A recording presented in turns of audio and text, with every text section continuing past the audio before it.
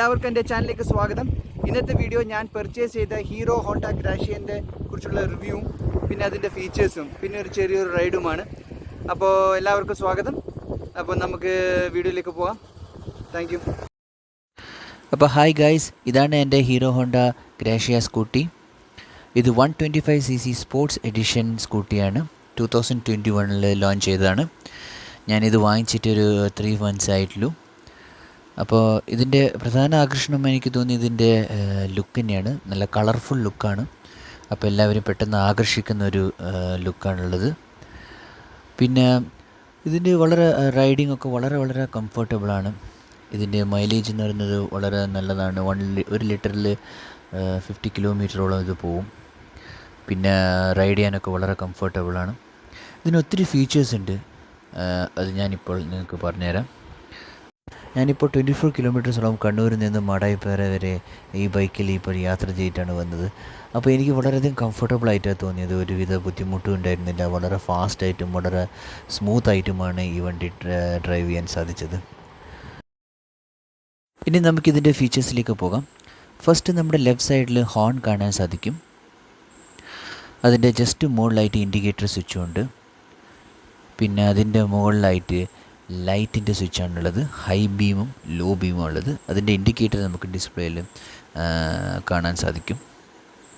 പിന്നെ right സൈഡിലുള്ളതാണ് self start ബട്ടണാണ്. പിന്നെ അതിൻ്റെ മുകളിൽ ഇഡ്ലിംഗ് സ്റ്റോപ്പ് സിസ്റ്റം എന്നൊരു ഇതുണ്ട്. അതൊരു പുതിയൊരു ഫീച്ചേഴ്സാണ് ഇതിനുള്ളത്. അതായത് ഈ ഫീച്ചറിൻ്റെ പ്രത്യേകത എന്ന് വെച്ച് കഴിഞ്ഞാൽ ട്രാഫിക് ജാമിലും മറ്റു സ്ഥലങ്ങളിലും എൻജിൻ തനിയെ ഓഫ് ആവുകയും പിന്നെ അത് സ്റ്റാർട്ട് ചെയ്യാൻ ജസ്റ്റ് ഒരു ആക്സിലേറ്റർ മാത്രം കൊടുക്കുകയും ചെയ്താൽ മതി. അതായത് നമ്മൾ സാധാരണ സ്റ്റോപ്പ് ചെയ്യുമ്പം ബ്രേക്ക് അമർത്തി സെൽഫ് സ്റ്റാർട്ട് ബട്ടൺ അമർത്തണം. അതിനൊന്നും ആവശ്യമില്ല. ഇത് ഓട്ടോമാറ്റിക്കലി നമ്മളൊരു സ്ഥലത്ത് നിർത്തിയാൽ അത് തനിയെ സ്റ്റോപ്പ് ആവുകയും എൻജിൻ സ്റ്റോപ്പ് ആവുകയും പിന്നെ അത് സ്റ്റാർട്ട് ചെയ്യണമെങ്കിൽ ജസ്റ്റ് ആക്സിലേറ്റർ കൊടുക്കുകയും ചെയ്താൽ. പിന്നെ ഇതിൻ്റെ അപ്പുറം നമുക്കൊരു ഹെൽമെറ്റ് കിട്ടും. ഇത് ഞാൻ സ്വന്തമായിട്ട് വാങ്ങിച്ച ഹെൽമെറ്റാണ്. ഇതല്ലാതെ ഒരു ഡിഫോൾട്ട് ഹെൽമെറ്റും നമുക്ക് ഇതിൻ്റെ അപ്പുറം കിട്ടും. ഇതിന് ഫുൾ ഡിജിറ്റൽ മീറ്ററാണുള്ളത്. അപ്പോൾ നമുക്ക് കാണാൻ സാധിക്കും എത്ര കിലോമീറ്റർ ഇത് ഓടിയെന്നും പിന്നെ എന്താണ് ഫ്യൂവലിൻ്റെ പൊസിഷൻ എന്നും നമുക്ക് കാണാൻ സാധിക്കും. അതല്ലാതെ നമുക്കിത് റിയൽ ടൈം മൈലേജ് ഉണ്ട്. അതായത് എത്ര ഓടിക്കൊണ്ടിരിക്കുമ്പോൾ എത്ര സ്പീഡിലാണ് പോകുന്നതെന്നും പിന്നെ ആവറേജ് മൈലേജും പിന്നെ 3 സ്റ്റെപ്പ് ഈക്കോ ഇൻഡിക്കേറ്ററും ഒക്കെ ഇതിൻ്റെ ഫീച്ചേഴ്സാണ്. ഇനി അടുത്തതായിട്ട് ഇതിൻ്റെ ലെഫ്റ്റ് സൈഡായിട്ട് ചെറിയൊരു സ്റ്റോറേജ് സ്പേസ് ഉണ്ട്. അതായത് ഇതിലേക്ക് നമുക്ക് അത്യാവശ്യ സാധനങ്ങളൊക്കെ ഇതിലേക്ക് സൂക്ഷിച്ച് വെക്കാം. പക്ഷേ ഇതിൻ്റെ ഒരു ഡിസഡ്വാൻറ്റേജ് ഉണ്ട്. ഇതിന് ലോക്കില്ല, ജസ്റ്റ് ഒരു പ്രസ് മാത്രമേ ഉള്ളൂ. പിന്നെ അതിൻ്റെ സൈഡായിട്ട് ഒരു ഹുക്ക് ഉണ്ട്. നമുക്ക് അത്യാവശ്യം സാധനം അതിലിടാൻ സാധിക്കും. ഇനി നമുക്ക് ഇതിൻ്റെ കീ ഏരിയയിലേക്ക് നമുക്കത് പോകാം. ഇനി റൈറ്റ് സൈഡിൽ നമുക്ക് ഇതിൻ്റെ കീ ഇടേണ്ട പൊസിഷൻ കാണാം. നമ്മൾ അത് ഓണിൽ ഇട്ടതിന് ശേഷം നമ്മൾ സെൽഫ് സ്റ്റാർട്ട് ബട്ടൺ ഓണാക്കി കഴിഞ്ഞാൽ സ്കൂട്ടി സ്റ്റാർട്ടാവുന്നതാണ്. പിന്നെയുള്ളത് ഇതിൻ്റെ ഫ്യൂവലും അതുപോലെ സീറ്റ് ഓപ്പൺ ചെയ്യാനുള്ള ഇതാണ്. അപ്പോൾ അതിലേക്ക് പോയിൻ്റ് ചെയ്തതിന് ശേഷം നമുക്കിത് കാണാം. മുകളിൽ ഫ്യൂവൽ, താഴെ സീറ്റാണ്. അത് നമുക്കൊന്ന് പ്രസ് ചെയ്ത് നോക്കാം. കണ്ടോ, സീറ്റ് ഓപ്പൺ ആയിട്ട് വന്നിരിക്കുന്നു. അപ്പോൾ ഇത് അത്യാവശ്യം സ്പേസുള്ള സീറ്റാണ്. ഒരു ഹെൽമെറ്റിൻ്റെ അത്ര സ്പേസ് നമുക്കിതിൽ ഉണ്ട്. അതിനെക്കാട്ടി അധികമൊന്നും ഇതിൽ സ്പേസ് ഇല്ല.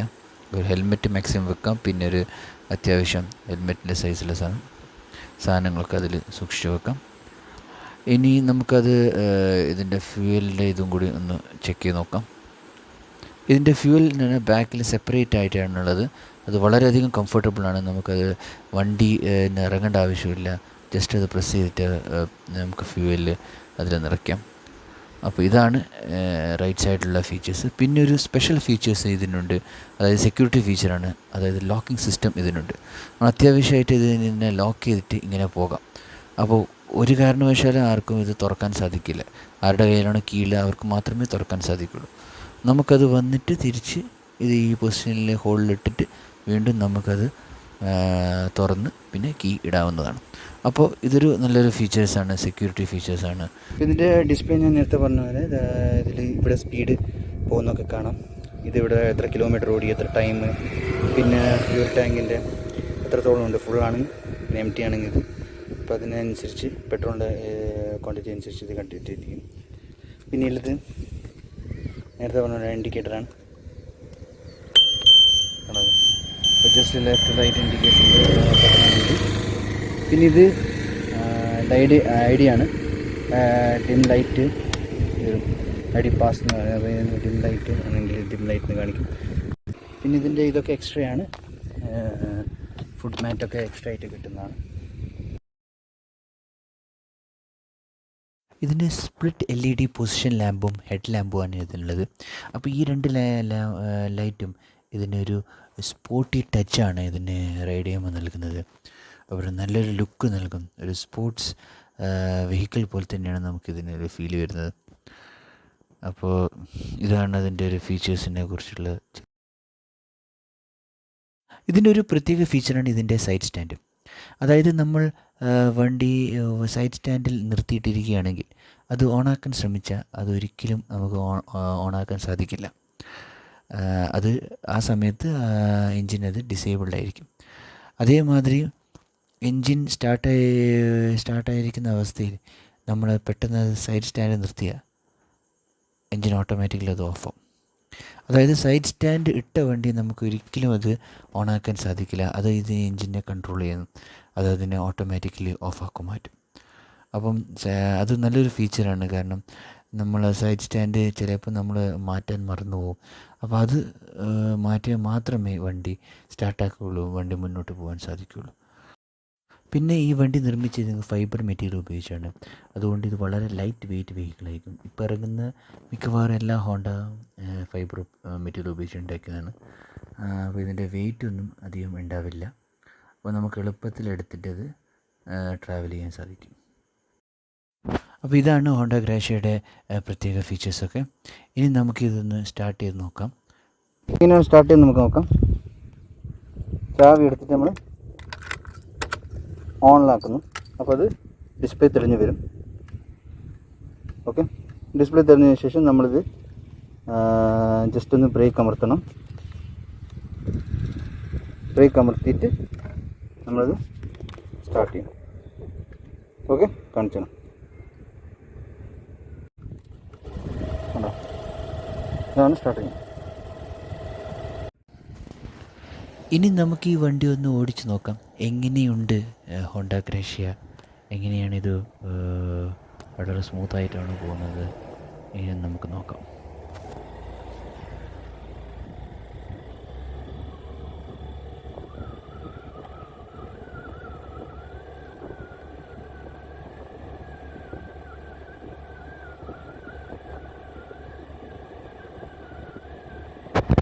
വളരെ കൂളായിട്ടാണ് യാത്ര ചെയ്യുന്നത്, ഒരു ബുദ്ധിമുട്ടുമില്ല, വളരെ സ്മൂത്തായിട്ട് പോകുന്നുണ്ട്.